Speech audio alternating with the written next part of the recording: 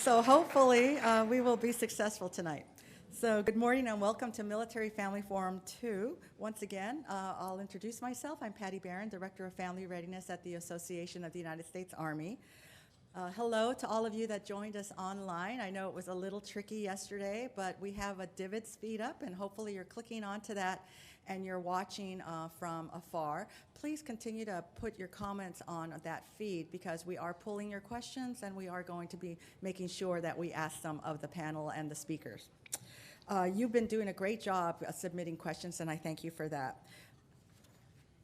We're really grateful that today's forum is once again sponsored by GEICO, so thank you so much, GEICO, for your support. And now it's my pleasure to introduce our first speaker, someone that I've known for a long time, and it's been a pleasure to watch her grow in her job and her expertise and her skills. She's a wonderful person. She's a tireless advocate for all military families. She currently serves as the Director of Military Community Support Programs for Military Community and Family Policy, or as we like to call it, McFamily. Ms. Lee Kelly is responsible for the leadership management and oversight of 3 centrally funded Department of Defense multi-million-dollar programs: Military One Source, Military and Family Life Counseling, or the MFLEX, and the Spouse Education and Career Opportunities Program. Ladies and gentlemen, my friend, Lee Kelly.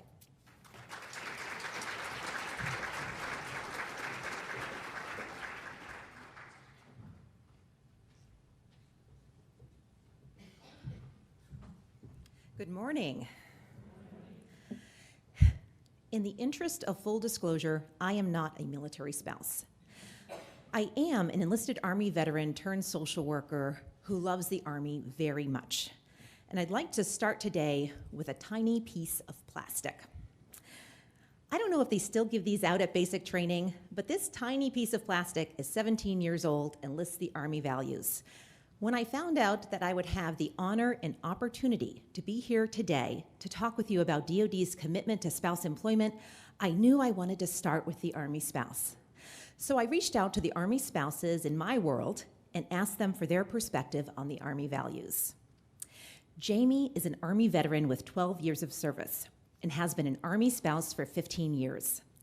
What resonates for Jamie is the Army value of personal courage. She says, and I'm quoting here, "Being a trauma therapist and specializing my work with military families and first responders is an extremely rewarding profession that enables me to give back every single day, be it to my clients, professional peers, family, friends, or even myself. Personal courage continues to help me process my experiences and sit with others during theirs. At the end of the day, we're all battle buddies." Shania is a 25-year Army spouse and 20-year Department of the Army civilian. She says, "I believe selfless service resonates most as a military spouse because it puts others in front of yourself. So many of my fellow spouses have left careers, communities, and put aside their personal goals and ambitions to support their service members in this country." Michelle is an Army spouse of 15 years who is an author and advocate. She tirelessly advocates for the adoption of orphans overseas with special needs. As the mom of 4 boys, Michelle has no time to herself, but she got up at 4 a.m. to write me this. "Watching my hero and his comrades passionately protect and defend our country taught me what it looked like to defend the voiceless and the vulnerable. Military life taught me daily how to dig in, find my grit, and truly fight for children who deserve the human right of a forever family, even if no one else joined the battle. Without the lessons I've learned in military life, I don't think I would have the passion and fighter spirit needed to truly advocate for superheroes whose special needs are just superpowers in disguise. Military life showed me what that looked like." Cece is a 10-year Army spouse and 4-year entrepreneur and business owner. She says, "Loyalty to my family, my community, our unit, to my friends, to clients, and coworkers." Anne is an 8-year Army veteran and 8-year Army spouse. She serves her community as a clinical social worker and feels connected to all the Army values, she says. "They are truly in my core being, and I try to uphold them every day to show the local community all that military spouses have to offer. I believe military spouses are truly diamonds in the rough." And here is what they say about their careers. Jamie says, "Flexibility and mobility are key. I do fear my resume reflects more PCS moves and shorter-term employment. For Shania, she says, we have elected to be geographically separated a number of times outside of the assigned deployments because I desire to sustain employment and provide stability for the kids. Of course, making the decision to live separately increases our financial obligations, removes the emotional and physical support of having two parents in the home to cultivate the children, and strains the marriage. Honestly, it is the most frustrating part of being a military family. Michelle says, I was blessed to work from home for 13 years as the editor-in-chief of a publishing company, and although that meant during deployment I found myself editing books at 3 a.m. so I wouldn't sacrifice time with my kiddos during the day, the benefit of working from home meant that I maintained the same job through 8 addresses and 13 years of military life. CC says, I've struggled with maintaining meaningful, fulfilling, and stimulating employment, all while earning a salary that is commensurate with my education and experience. I have had to transfer skill sets, figure out a way to be marketable to new locations and industries that were present. Anne writes, the word that comes to mind first is flexible. It means being the one to constantly start over, take a job that I would not necessarily love, but do so to stay in the profession. These are just a few of the 200,000 plus active duty Army spouses. Their stories are different and their skill sets vary, but they represent thousands of military spouses facing the same rewards and challenges. For me, personally and professionally, they all make me want to work harder to provide the best possible programs we can. With these spouses in mind, I would like to talk about the ways in which DoD has responded to the need for flexibility and impact when designing resources to support spouse employment. We have a comprehensive suite of career resources to build, refine, or highlight the innate skills each individual military spouse brings to bear, starting with the hub of our program, our virtually accessible certified master's level career coaches. Our coaches are available via phone and live chat 6 days a week. You can reach them Monday through Friday, 7 a.m. to 10 p.m. Eastern and all day Saturday. They are a virtual extension of the services you find on base. I mention their hours of availability because I think it's important. Military spouses may not make it on base during the day. They may not have a moment to themselves until 9 p.m. at night. It's important to know that career assistance, resume help, mock interview sessions are available when spouses are available. We get questions all the time about the impact of our programs and how we measure quality. Well, one way we measure quality is by asking spouses. We have a 98% customer satisfaction rate, which sounds impressive. It also sounds like we have more work to do. When a military spouse asks me about where they should start, I always say start with a career coach through Military OneSource or an employment readiness specialist on base. They are real human beings, many with a military connection themselves, who care passionately about helping spouses reach their career goals, and they are great at what they do. For Military OneSource career coaches, they work only with military spouses all day long. It is hard to stump them with a career obstacle. For military spouses in need of a jump start to their career, we have the MyCAA Scholarship, a $4,000 non-competitive scholarship for military spouses married to service members in pay grades E1 through E5, O1 through O2, and W1 through W2. MyCAA funding can close the gap in expertise needed to enter portable job opportunities. It can be used for associate degrees, licenses, certifications. A November 2018 RAND evaluation of early MyCAA data found that it not only increased spouse wages, increased the likelihood of employment, it also increased service member retention. MyCAA and our career coaches are also great if a spouse isn't entirely sure what they want for a career, or maybe just needs to make enough money to pay for travel soccer. Our coaches can put a spouse on a great track regardless of the goal.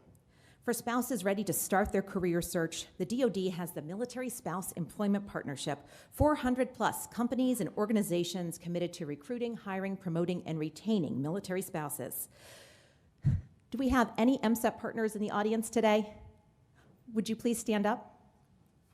Could we do a round of applause?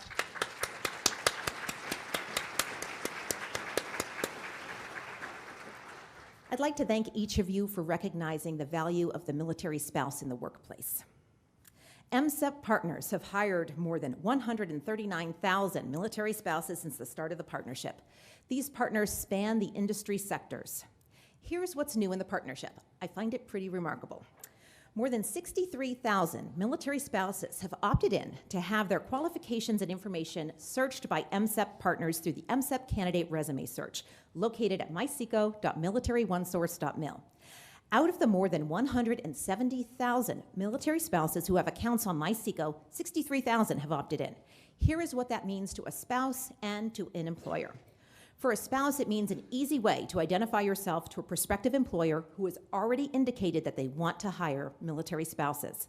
For an employer, it means being able to search for job candidates by level of education, security clearance, location, and more. Soon, companies will be able to recommend spouses within the search tool if they are unable to retain a spouse during a move. Think about the impact companies can have on resume gaps by proactively giving a spouse a recommendation. My message to military spouses at any stage of their career wondering where to turn for a helping hand, I recommend either walking into the base family center or picking up the phone and calling Military OneSource. With the thousands of resources out there, it's hard to know where to start. Start with us, your DoD family of resources, on base or online. You may think you know us, but we are constantly changing and evolving to meet the emerging needs of our families. As an example, starting 1 November, we will launch a new 90-second career assessment called Tradify, perfect for busy military spouses looking for a bit of insight into career strengths. Another truly top-quality resource is MyStep, a spouse transition program that starts from the moment a spouse joins the military community. It's built around specific, short, digestible videos. I'd like to show you one right now if Alana tells me that it's working, and we can.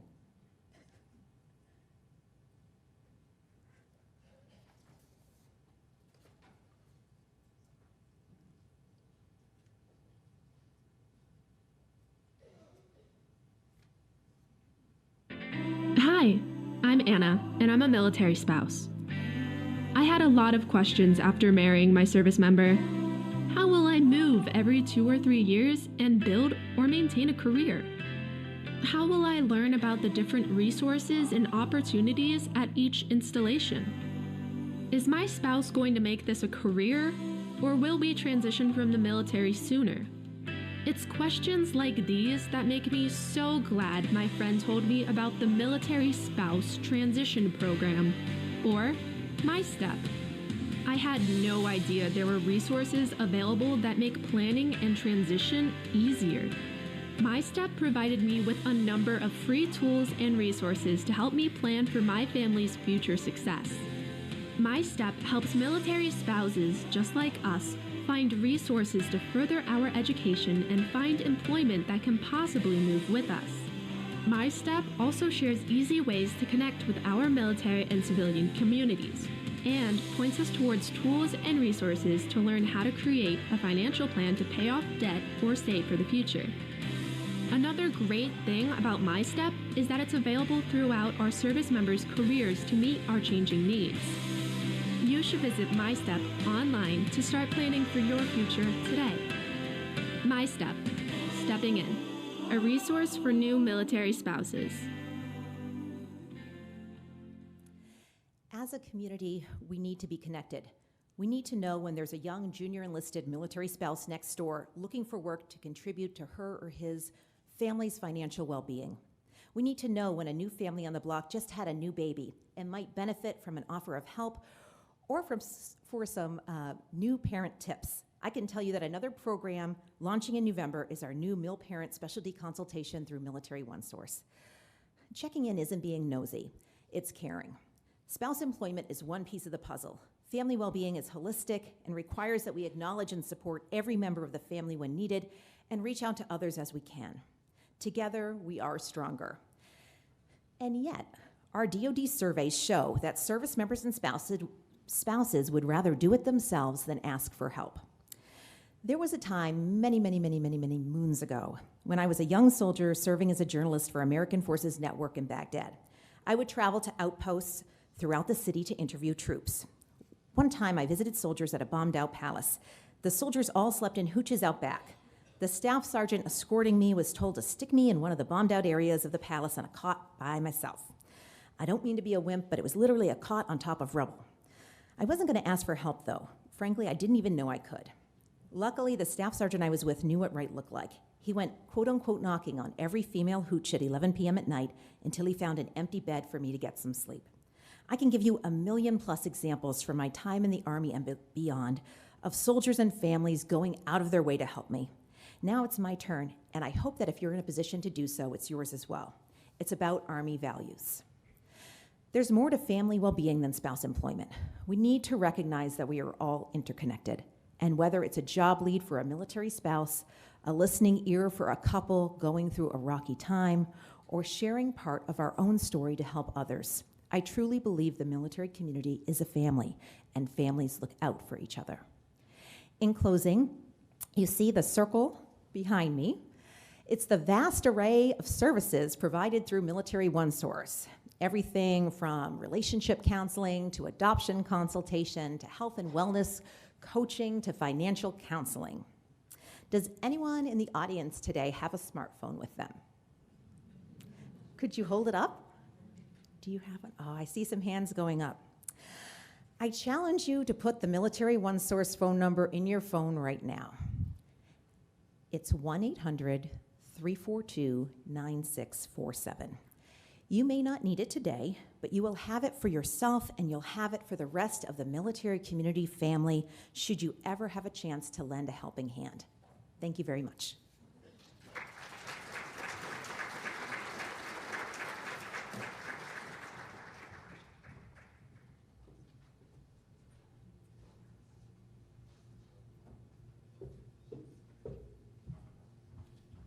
That was so good. Can we give Lee another round of applause? Thank you so much.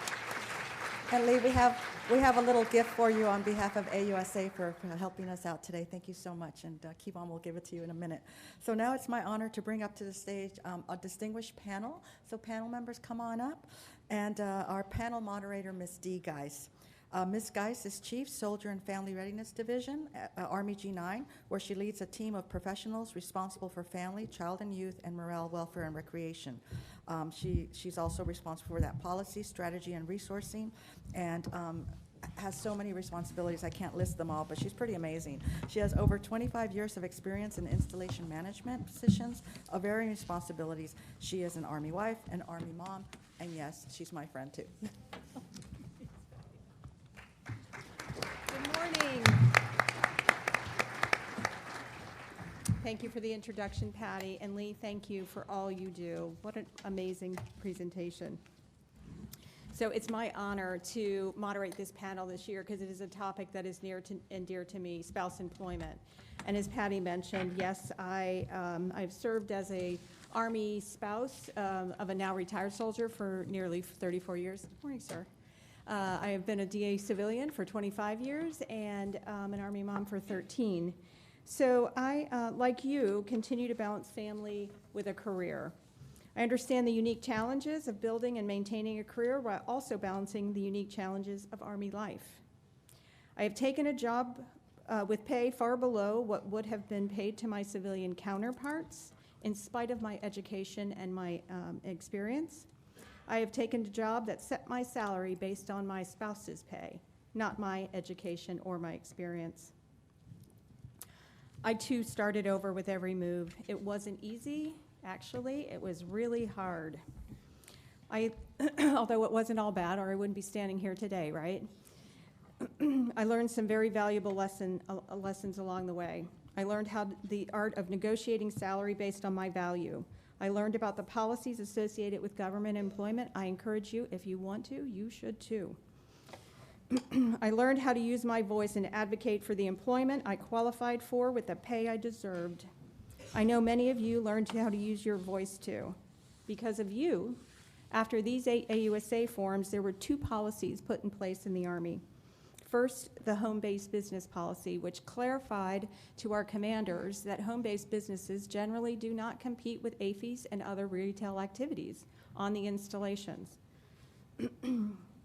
The second is the spouse reimbursement policy, which reimburses spouses for a PCS move from one post to another. So keep using your voice. As a powerful reinforcement to your voice, the Chief of Staff of the Army has made improved spouse employment one of his top 5 QOL issues, and we get to hear more about that from him himself this afternoon. So with that, let me introduce the panel. Today we have a panel that works every day to provide the information, tools, and connections to build successful Army professions and a successful Army life. Immediately to my left is Ms. Suzanne King, the Chief of Child, Youth, and School Services at the U.S. Army Installation Management Command. She has oversight of the portfolio of child and youth programs. We know that spouse employment and quality child care is inextricably linked. She is going to talk about that and the efforts in the family child care arena. She is married to Sergeant Major R.D. King, U.S. Army retired. And oh, by the way, she's an Army spouse too. Next to her, Sergeant Major Chris Ruck. Sergeant Major Ruck entered the Army in 1992 as a combat medic, and he has held numerous leadership positions in the medical arena from battalion through brigade. He is currently an Army Senior Fellow with the Department of Labor's Veterans Employment and Training Services, or VETS. He holds a master's degree in public health. He is married to Danelle Giordano. I hope I said that right. Okay. And they have 2 children, Faith and Noah. Next to him is Miss Krista Anderson. She is the wife of active duty Green Beret Master Sergeant Gus Anderson and the Gold Star spouse of Staff Sergeant Michael Simpson, who passed away on 1 May from wounds sustained in an IED attack in eastern Afghanistan. Krista works tirelessly with many of the survivor organizations and is currently the Military Spouse Ambassador for the Army Emergency Relief Program. She is also the mother of 2 young men, Michael and Gabriel, and she is also an Army spouse. Finally, next to her, Mr. Matt Kress. He leads the Veterans and Military Affair Program at Starbucks Coffee Company. His focus on this is on strategic relationships and national partnerships. Prior to his position, he served in the Marine Corps for 22 years, both enlisted and officer. Matt holds 2 master's degrees from UCLA and Washington State University. Please, a big round of applause for our panelists.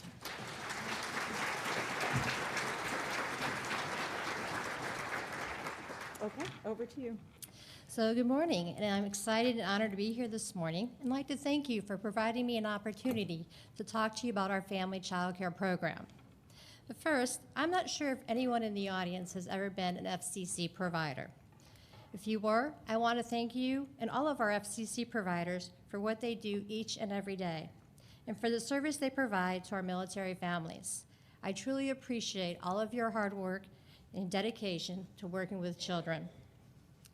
So the other night, I was at home flipping through Facebook posts, catching up with the social world, and I came across a post from a military spouse. She had recently had her first child, and she decided to be a stay-at-home mom. She wanted to be there for her child, watch her child grow, and be there to catch and see a lot of her first words, her first steps, the first tooth. About 6 months later, the family has 1 income. And her husband suggests that maybe she would like to return to work, and she agrees. She starts applying for a number of jobs, and she receives a number of offers and quickly does the math. She realizes that her salary will just barely cover the cost of childcare.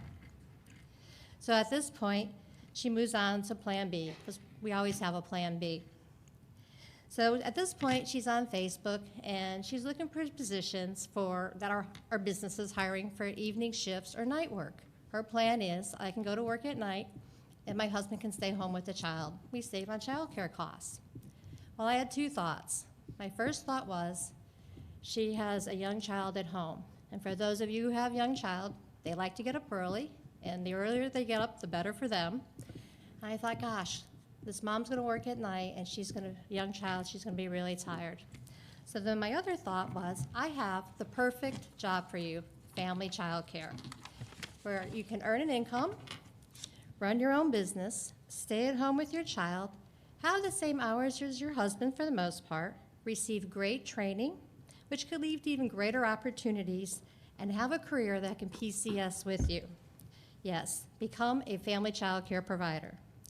Family child care is a profession where providers run their own business, provide developmentally appropriate activities in a safe and nurturing environment in their homes, allows a spouse to stay at home while their children are young, creates unique social experiences for their own children, creates a home away from home for their military children, and most importantly, provides quality and affordable childcare for the military families.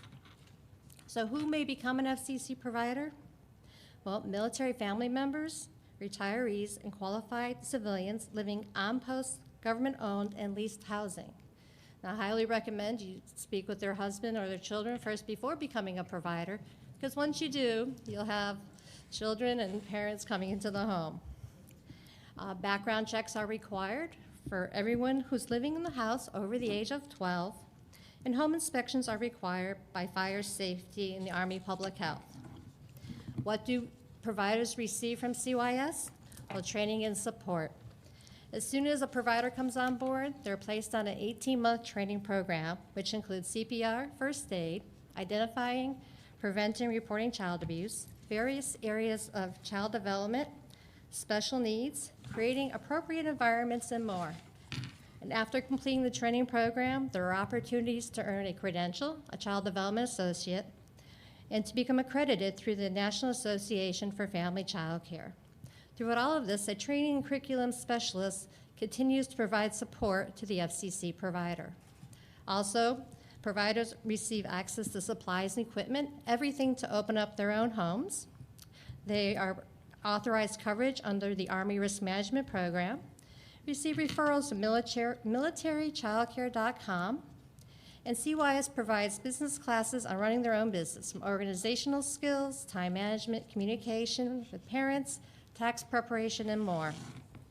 Also, providers receive subsidies and incentives to offset the cost of childcare. Some of these are the USDA food reimbursement for food costs, incentives for professional days, the achievement and sustainment of a Child Development Associate and accreditation, for infant toddler homes, special needs care, mission-related and extended care. We've also recently finalized an FCC transfer program, so when it's time to PCS, CYS will work with the providers and transfer their background checks, training, and certification to the gaining installation. Well, currently we have 26 FCC programs operating on 26 installations. So what happens if you're going to an installation and they don't have an FCC program? Well, don't worry, we still have you covered. CYS prides itself on predictability and standardization. Our training program is standardized and transferable between all of our programs, between FCC, Child Development, School Age, and the youth centers. FCC providers will need to apply for positions at the CDCs, but may come in at a much higher level, a caregiving level, and a rate of pay. Finally, caregiving staff is the backbone for CYS. They spend 12 to 14 hours with children every day and build wonderful relationships with children and their parents. Many of our caregivers are military and spouses. In fact, we employ over 3,000 military spouses. To assist caregivers with PCSing, the Child and Youth Employee Assignment Tool, SEAT, was created. This tool allows caregivers to non-competitively transfer to the new duty station without losing pay, status, or benefits. And to date, 180 caregivers have successfully transferred. Family child care and CYS are the perfect career choice, one in which passion may become a profession. Thank you.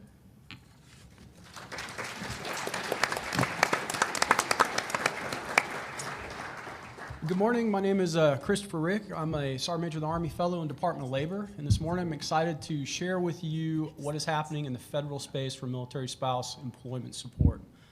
As many of you are aware in this room, because I see a lot of familiar faces here, in May of 2018, the President issued an executive order that gave military spouses a non-competitive status within the federal hiring system.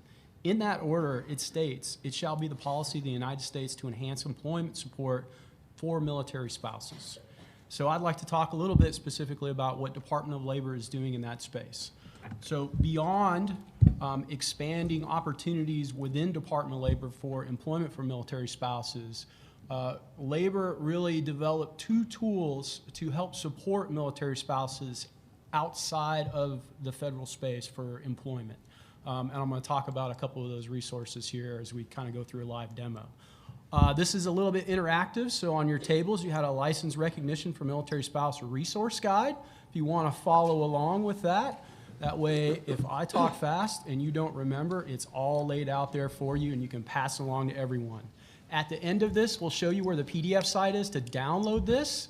And then as you walk around AUSA, please put your phone on AirDrop and share it with everyone. So let's get started. So really what we're looking at from a Department of Labor perspective is licensure portability for our military spouses as they gain industry recognized credentials so that they can move from camp, post, and station to camp, post, and station. What Labor did was build a site that takes all of the state legislation, puts it in one location so it is easy to find for either a military spouse or those providing them support, and maintains it. This site was launched in 2018, and if we can go ahead and go to that site, we'll pull it up now, and I'll kind of run through what that looks like. So here's veterans.gov. This is Department of Labor site. Right in the middle, it says military spouses, so you click on that, and it takes you to the military spouse page. You scroll down just a little bit, and there's an interactive map of the United States. All of the legislation is linked to this map, and when you draw your cursor over it, it'll bring up a short synopsis of the legislation and then an actual PDF of the state law. It's categorized into shall, may support legislation for occupational licensure boards, and then that legislation which is not really comprehensive for occupational licensure boards. So the first step for a military spouse is they move from camp, post, and station to camp, post, and station. Let's say we're going to Texas, is to go to the state and click on the link to the state law so that they are armed with the information of what that state's current law is that supports military spouse licensure portability into that state. All right, so that's important, and we have seen over the course of 2019, 13 states change their legislation to a more supportive state of military spouses. Largely, we believe, because the information is now open source, and there kind of got to be a little competition between the governors of the states on who could move that ball the furthest, and that is a good news story for our military spouses. So once our military spouses understand what the legislation of that state says, then they need to understand how that applies to their occupational license. So they scroll down a little bit further, and there are the 5 interstate compacts for occupational licensure listed here. If they are one of the occupations that falls in this, they simply click on it. It takes them to that occupational licensure compact, and they see if the state that they're moving to is a part of that compact. If they are not, if their occupation doesn't align with one of those, then our Career One-Stop engine here searches all state licensure boards for all of the occupations that are licensed within all of the states. So if they're a teacher and they're moving to the state of Texas, because we like Texas, and they click on this, and it will pull up the state's occupational licensure board, and they click on the license of teacher, and it will give them the requirements for transitioning a license into that state, and more importantly, the point of contact information for that state licensure board. So that now a military spouse is armed with the current state legislation, how that applies to the occupational licensure board within that state, and then they can build their roadmap, which is laid out in this resource guide, on how to engage that state when they are preparing to move to that location. So really the step 3, once they're complete with the occupational licensure portion of it, then laying out step 4, which is recommended questions for them as they contact that state occupational licensure board and ask them about any afforded opportunity for a military spouse moving into that location. So that is transition of occupational licensure. Now the next thing that the Department of Labor does to support military spouse employment is afford a military spouse the same status as a veteran or a transitioning service member for all DOL-funded programs. These happen at the state workforce agency level in American Job Center. There's more than 2,400 of them across the country. So military spouses receive kneecap to kneecap, one-on-one employment services at any of these American Job Centers across the nation. These range from upscaling of their current skill set to receive industry recognized credentials, job placement in the local community through the local Chamber of Commerce and the industries that really are looking for the talent that's out in the workforce. This is beginning to migrate in a cooperative way on installations. We've seen Fort Campbell, Kentucky have American Job Center representation on the installation in Fort Lewis, Washington. More in the future to come with Department of Labor as they roll out the NDA 19 TAP changes and actually hire Department of Labor employment specialists to serve each installation in the Transition Service Office. So I'm excited for any questions when we get to that phase of this morning's panel, and thank you for your time.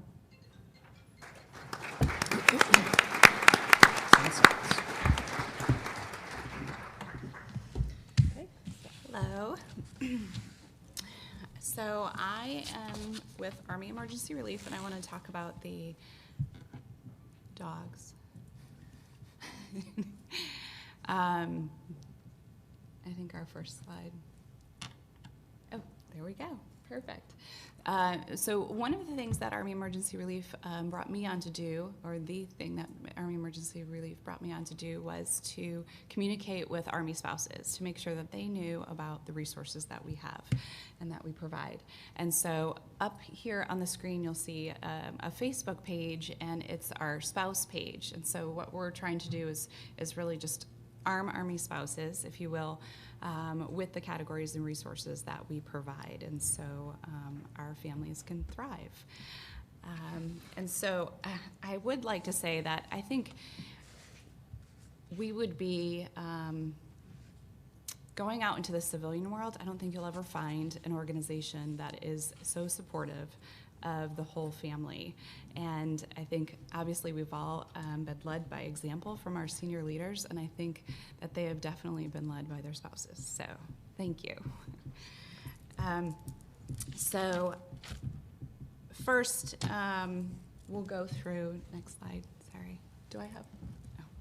Perfect. So the spouse relicensing support is relicensing and certification through Army Emergency Relief, and it goes along with the Army program directly. And so the intent is to relieve distress, promote resiliency, and overall financial readiness, well-being of Army families by providing assistance to spouses of regular Army, Army National Guard, U.S. Army Reserve soldiers for state relicensing and recertification fees. The eligibility is spouses of regular Army, National Guard, Reserve soldiers, and Active Guard Reserve, Title 10. And tours who are enrolled in DEERS as a dependent. And so one of the things that I think is important is that it is a need-based program, and it is not for reimbursement. And so to apply for this assistance, you can't already have applied for your license, paid for your license, and submit a receipt, if you will, for that. So, and the assistance is received up to 180 days after your PCS. So, for example, I'm licensed in the state of Washington. I PCS to North Carolina. In the state of Washington, my license is current. I PCS to North Carolina, and within 180 days, I apply for this assistance. And the assistance, so the Army will reimburse up to $500, and so Army Emergency Relief will actually go beyond that up to $2,500. And the first $500 is a loan due to the fact that you'll be reimbursed by the Army, and the addition can be looked at depending, on your financial situation, grant, loan, or a combination of both. So let's see. And so the 1034 that you do submit for the Army reimbursement cannot be submitted as of the time that you receive AER assistance. Supporting documents that are needed is a valid military ID, the sponsor's leave and earnings statement, permanent change of station orders, and a copy of the license or certification from the soldier's previous duty station. And then the estimate of the total amount of that relicensing or recertification in the new state. And if you're submitting it without your soldier, a special power of attorney is needed. Otherwise, the sign-off can be from the soldier.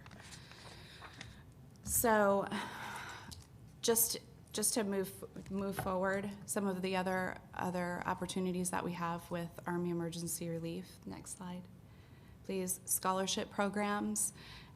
There's so many categories with AER that helps spouses and soldiers and the whole family. And so these are some of the scholarships that are provided. Let's see. And please also note that they are need-based. They're all need-based programs. And then next slide. And then we have over 30 categories of assistance. So when I started at the beginning of the year, I was completely blown away of the categories that are available through Army Emergency Relief.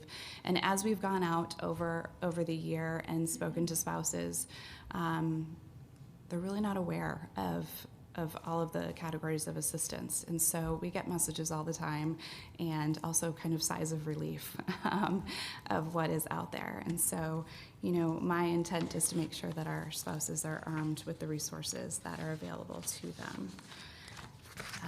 And so we do have a table at the Munch and Mingle, is what it's called, I think. And so if you have any additional questions that I can't answer up here, we will have a table afterwards for those to be answered. Thank you.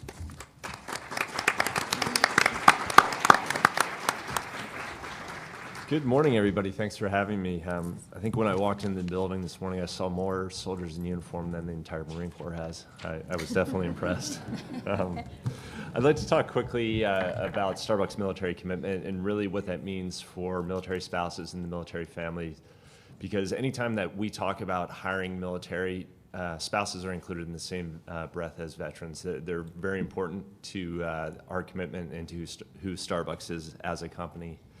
We recently passed 25,000 veterans and military spouses hired this summer. It was a big number for us. We hit it a lot faster than we thought we would. And we've learned some things about how to best support our veterans and military spouses. And a lot of those include partnerships. I'd like to start out with our work with Hiring Our Heroes. They've been our key partner in the employment space, and they really got us smart on the needs of military spouses in the last couple of years. And as a result, we were one of the founding partners of their military spouse hiring initiative. We've also been part of the military spouse employment program for the last 5 years. So that's been a huge part of our hiring program. Then what that looks like in our stores, we have a couple of programs and philosophies behind that. One, we understand the realities of military spouses. So when we think about their needs, we think about portability and flexibility. When we think about portability, understanding what's going to happen with PCS every 2 to 3 years, we have a program where our field management will assist that Starbucks partner, which is how we refer to our employees, find the new Starbucks store at their duty station. They'll reach out to the management wherever it is. If they're going from Texas to North Carolina or anywhere else, that field management will reach out in advance and help them find that next role in their store, because we understand they've got a lot more important things to think about, getting their family across the country, packing up their houses, and all doing that while their spouse is probably deployed somewhere. So we take care of that so that they don't have to worry about that. And then when they work for us, our shifts are totally flexible. You know, it's not a set schedule, understanding that you have childcare duties, you have a lot of other things going on in your life. We try and make employment as easy as possible with a flexible schedule. Moving down, when we talk about partner support, we have something called the College Achievement Plan with Arizona State University. That is a tuition-free 4-year degree for anybody who works for Starbucks 20 hours or more. And this is a fully online program with a range of degrees. So You can choose the degree that you go after. There's no time limit, understanding that in your reality you may only be able to take 1 or 2 classes per semester. But more importantly, for military families, we understand the benefits of the post 9/11 GI Bill, in that most veterans will choose to use that. So, for instance, if a veteran comes to work for Starbucks, they can gift the College Achievement Plan to a spouse or a family member. And then the same thing goes for our military spouse employees, so that they can save the post 9/11 GI Bill for another family member. Talking about our military family stores, we currently have 62 of these around the country, and the number up there says we're shooting towards 132, but it's going to be a lot more than that. And these are just off post and off installation around the country. And what they are meant as a place of community for active duty families, so they can get outside the gates and meet their new communities, form relationships there. And we also work with a number of veteran service organizations, military service organizations in those stores to provide all the resources that families need, whether they're staying on active duty or they're thinking about what the transition into civilian life looks like. A key partner there for us is Blue Star Families. They do so much for military families around the country, and that you'll find them in most of our stores. When we talk about worldwide reach, you'll appreciate that on the behalf of your spouses who are serving. When I first joined Starbucks about 4 years ago, myself and a retired Green Beret went hunting around Starbucks to find out where all the free coffee was hidden. And with our scale, there's a whole lot of that. And as a result, we started shipping coffee donated to units deployed around the world, and up to this point, we've shipped over 3 million pounds of coffee. So that's one thing we're proud to do, and it's great when we get pictures from far off places, very dirty soldiers and Marines with Starbucks coffee. Another piece of that is what we call the Adopt a Unit program, and this is something I encourage all of you to take advantage of, that we support units that are deployed through our local stores and our local districts. So if you have your spouse is deploying or is already deployed, go into your store and talk to them and say, hey, my husband, my wife, my spouse is already overseas. Could you send them some stuff? And they'd be more than happy to do that. So I'm running out of time here, but I appreciate you having me here, and just want to say, as Starbucks moves forward, military spouses will be a very important part of our hiring commitment.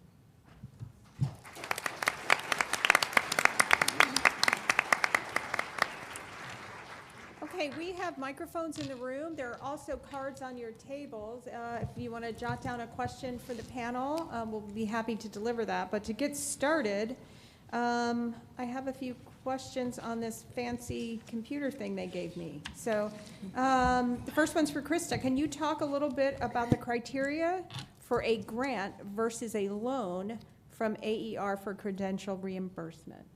Well, I'll talk a little bit about what I am privy to.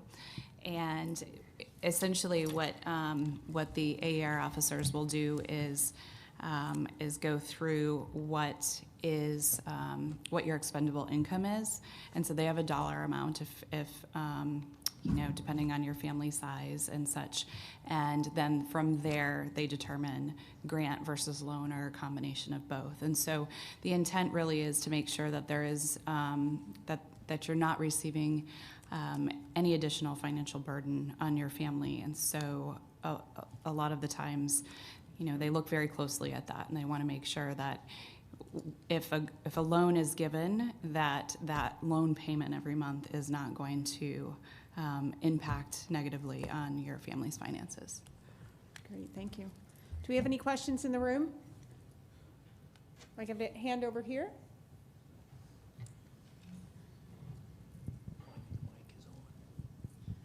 Well, I'd like to thank Starbucks for all that you're doing, and I was wondering if you'd be interested in expanding your program for the military-dependent child as someone that you would focus on hiring. I have a 17-year-old who frequents your coffee shop regularly, and it would be great if she was actually making a little coin while at Starbucks. So I think with many of us that have children that are military dependents, this would be a great opportunity for them getting some first-time employment experience with an organization that supports their family. Well, if you want to get on the phone with your daughter now, you can tell her to go into Starbucks and apply because we absolutely hire people who are under 18. As a matter of fact, one of my teammates at Starbucks, who's an Army veteran, his daughter, who is 16, just got a job at our local Starbucks. So that's absolutely something we do. It's not 18 years old or older by any means. Okay, thank you. Next question. For Suzanne, can I, pardon me, can I become an FCC provider as a spouse of a recruiter, or if my spouse is Guard or Reserve? The answer is yes. In order to become the FCC provider, you have to live in military quarters or at least government quarters. So yes, they could. Okay, perfect. I have another question for Matt. Are there only barista opportunities, or are there also management opportunities? Yeah, absolutely. The way that we look at the opportunities in our stores, it's really what meets your needs. If the flexibility of being a barista is what's best for you, we would love to hire you, but we have so many leadership opportunities that start from there, going into store management, district management, and on up. And when you look at the Starbucks headquarters in Seattle, I've met so many senior leaders there who started in our stores as baristas. So it's a tradition of the company to really hire and promote from within. And the same thing with military spouses. And don't be intimidated by the PCS thinking that you won't be able to move around, because as I said earlier, we do our absolute best to find the same role for you at your new duty station. Okay, thank you. Okay, we've got some hands in the air here. Hi, Robert LaBranche. I'm Executive Director of the Alabama Military Stability Foundation. I wanted to address your reciprocity piece that you have here. Alabama was one of the first states in the nation to pass licensure reciprocity legislation, and while it does have some exceptions, which we are currently working on, I would like you to address the enforcement mechanism and what you're seeing across states as far as boards and agencies that are actually complying with the laws that have been passed. We in our state have been reaching out through our Lieutenant Governor's office to push on boards and agencies to comply with the law. And also we're preparing a site that does step 4 for our military spouses, which is go into these boards and agencies, find the regulation that suits them, and provide them an individual point of contact. So could you speak to the enforcement of these laws across the country? So it varies by state, because states all get a vote, and states are all wildly different in their occupational licensure domains within the state, something I've learned over the last 6 months at Department of Labor. The states that are having the most success, specifically with regard to military spouse occupational licensure portability, are those states who are committing resources at really the state level, single points of contact for military spouses to call into. Colorado does this. That then liaison with the occupational licensure boards to close the gap of education of those occupational licensure boards. Because there's many times, and you're absolutely correct, where a spouse or someone who's providing support to a spouse will call an occupational licensure board with that state's law, and they are unaware of it. So it becomes a discovery learning process with whomever is on the other end of that phone. So cutting out that that really variance at the occupational licensure board level within the state has been a best practice, and many of the states are moving in that direction. So I commend Alabama with it sounds like going kind of down that same road.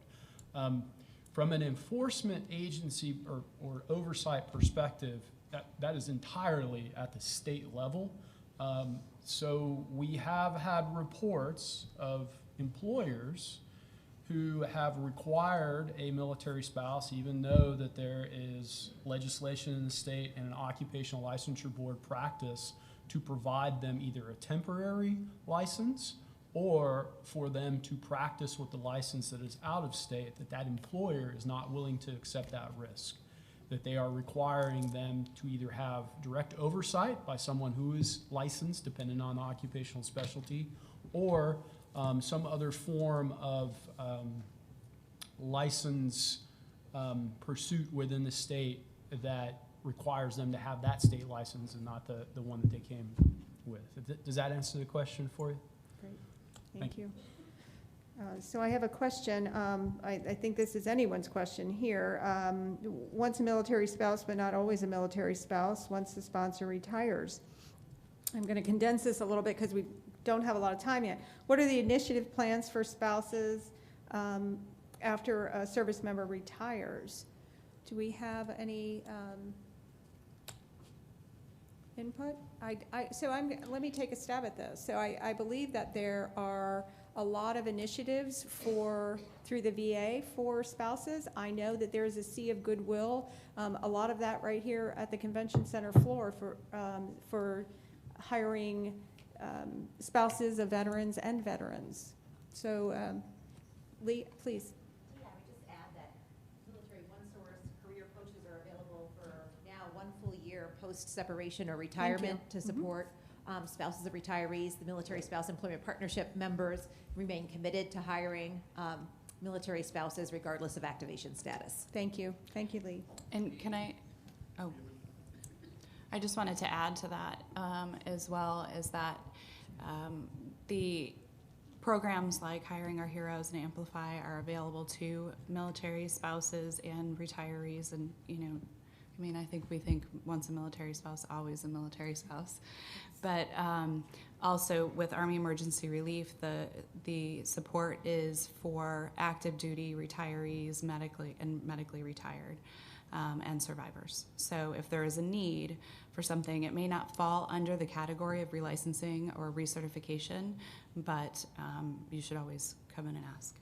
Great, thank you. Dee, I just wanted to add to that too, over here, Kathy Roth, 2K, Oh. with Blue Star Families. Yes, and Blue Star Spouse Force career program is also available to veteran spouses as well as currently serving. That's been piloting for 2 years. Everyone in this room who's military connected is eligible for it. We have nearly $50 million of income we've driven to military families through that program. Average salary, including part-time work, is $52,000 a year, completely free to everyone. Also, connections to free training.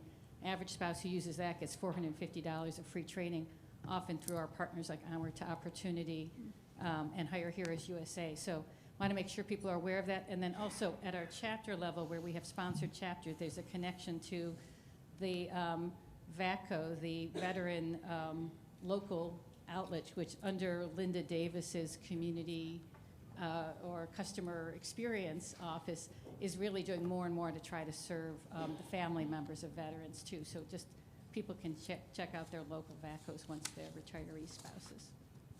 Thank you, Kathy. Oh, yes, of course. Thank you, Maria McConville. Thank you to all of you for being here. We know spouse employment is a big topic, and our daughter started working at Starbucks at 16 and met her husband, soldier, there, so it's worked out very well for us. But my question is for Suzanne. You mentioned that the home daycare is only for, or child care is only for people living on post, and we know that 70% of the military live off post. I'm sure this is something that you probably have looked at in the past, but what were the stumbling blocks for FCC providers who live off post, or is there any way in the future to look for this capturing 70% of our population living off post as potentially becoming providers? Well, we can definitely look at it. It's the homes off post, and at one point we had lost a lot of providers in the background checks and so on, and our FCC numbers had dwindled. And we really focused on the homes on post and government quarters, but we'd be more than happy to take it back and look at those homes off post and explore the possibilities of doing that. Thank you. So I'm sad to say that I have a stack of questions here that we didn't get to, but we are also out of time. So we have, please keep your questions coming in online. We will take these back and we will post them for you. I'm sorry I didn't get to your question if you're one of the people that sent one of these cards up, but please, another round of applause for our panel and all the hard work they do for spouses. Thank you.